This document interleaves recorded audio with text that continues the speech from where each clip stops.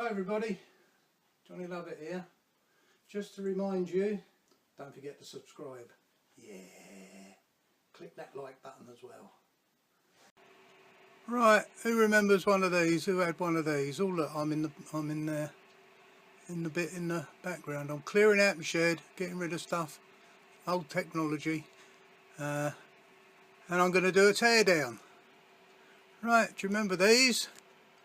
It was a Commodore CCTV, and it was the first one where you came up to it. Does it still work? Oh, it still works. And you put your CD in that carriage. Put your CD in the carriage, and and the mechanism's still working. God knows how old this is. Oh, I'm on the sunny. I'm going to do a tear down of that as well at some point, because that's old technology now.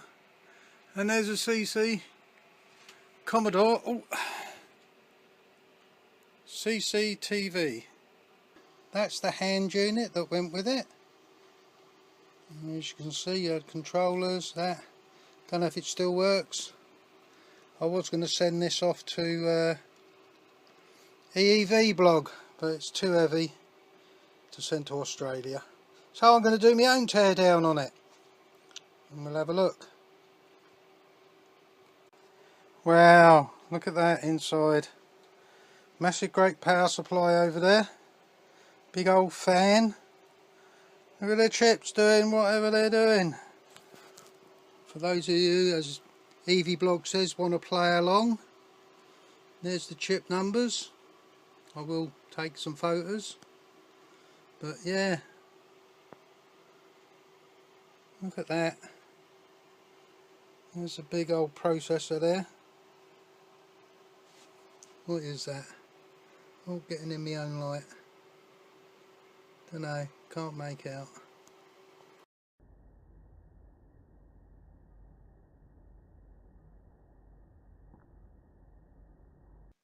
What I'm talking about is the 68,000 processor.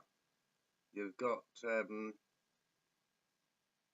lots of chips around here as well. We'll get some data sheets and look these up and see what we can do.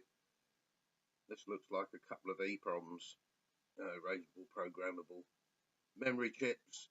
They're probably something to do with the operating system for this 68,000, I would have thought.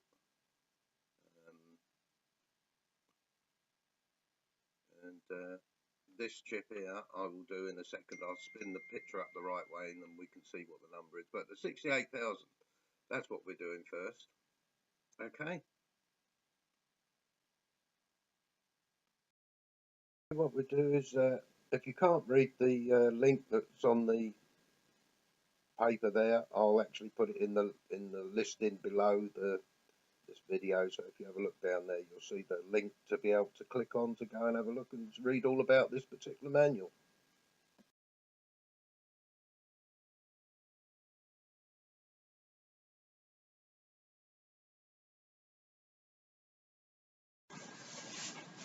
Yeah, as you can hear, I've now got a cold. This is a couple of days later since the last bit of video I was doing, and this is the chip we're looking at now.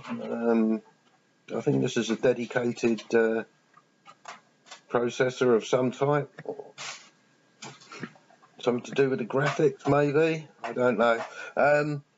But you can always leave a comment and turn around and say, nah, you're wrong, it's a blah blah blah chip, and it's got DMAC on it, and 2091, so I imagine 91 is the date around when this was done, because you've got a 90 date on the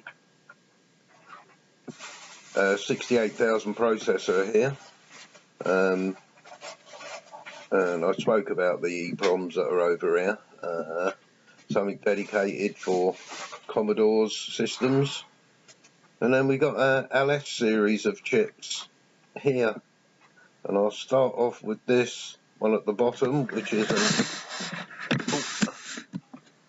It's an LS524. No, LS.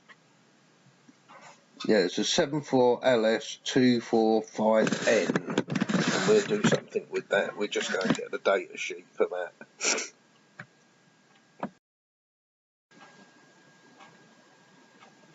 Right, there you go. So now then, the SN74LS245. It's an octal bus transceiver, as we can see. And yeah, it's the package we got in there. So 74LS octal bus transmitter receiver designed for 8-line synchronization. Synchronous two-way data communication between data buses, direction, input, DR, control transmission of data from bus A to bus B or bus B to bus A. Depending upon the logic level. The enable input can be used to isolate the bus. Well, there you go. It's to do with the bus. And yeah. So that's what that little octal bus transmitter receiver. I'll put the web address. Hang on, get out of that.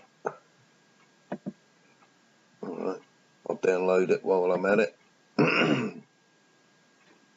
Just download it and stick it in me data sheets.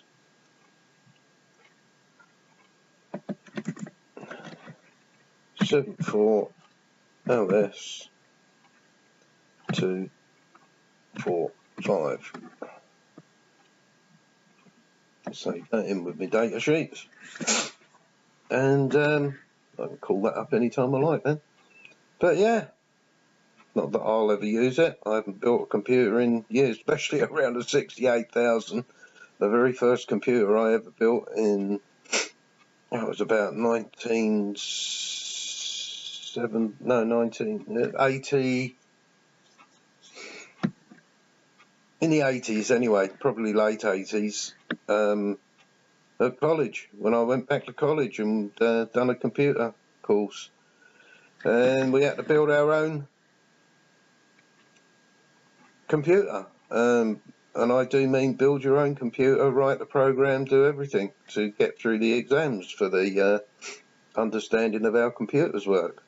I mean, the top market computer at the time, was like the Sharp Z80 computer, trying to think, and you had obviously the Commodore PETs and their business machines and IBMs and things like that, but they were way out of the reach of general public. Commodore C16, I think, was about. I think that the first Spectrums were about, or the Z80, the little black box Z80 was about at the time. But yeah, and that's how I learned all about computing, but actually building one and writing the program for it to turn on some LEDs. We don't need them. That's all right. That's what I do for bit streaming, for Bitcoin. But yeah, you have to excuse me because, as I said, I've got a bit of a cold since the last bit of filming, and yeah, I haven't seen one of them for a long time. 1980s when I was doing that, late 80s, somewhere around there when I played with this kind of thing, learning about computers and how they worked, and I knew enough at the time because I'd repaired Spectrums and that much. Well, later on, most of the problems with the RAM would pack up in the Spectrum. Anyway, I'm rambling. Back to what we should be.